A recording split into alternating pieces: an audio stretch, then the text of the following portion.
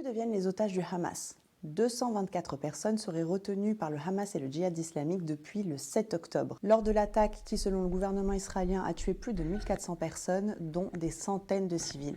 Ce 26 octobre, le Hamas a annoncé que 50 otages seraient morts dans les bombardements israéliens qui ont fait plus de 7000 victimes palestiniennes. Parmi les otages, il y aurait 30 mineurs, dont un bébé de 9 mois.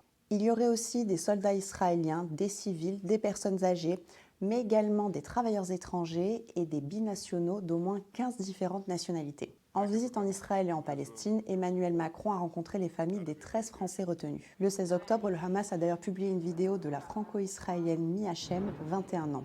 Elle dit face caméra: « Je suis une prisonnière à Gaza et ils me traitent bien. Et ils m'ont soignée et m'ont opérée pendant 3 heures. Tout va bien et tout ce que je demande, c'est de rentrer à la maison le plus tôt possible. Rendez-moi ma famille. S'il vous plaît, faites-nous sortir d'ici le plus tôt possible. » Les familles des otages se mobilisent énormément pour leur libération, notamment en Israël. Des actions ont également lieu à Genève, à Paris ou encore ici. La mairie de Nice a décidé d'afficher les visages des otages, notamment jeunes. Seulement 4 otages ont été libérés jusqu'à présent. Judith Taher Ra'anan et Nathalie Shoshana Ra'anan, le 20 octobre, toutes deux israélo-américaines. Nurit Koper et Yocheved Lifshitz, le 23 octobre, israéliennes toutes deux. Cette dernière a d'ailleurs fait polémique pour avoir dit que les membres du Hamas se sont occupés de tous leurs besoins et étaient très amicaux, bien qu'elle ait vécu l'enfer.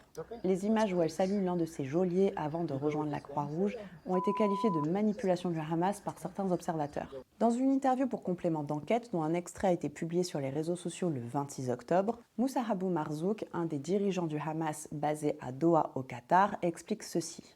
Les civils seront relâchés sans doute car nous n'avons pas d'intérêt à les garder. Quant aux soldats, c'est après la guerre que nous négocierons.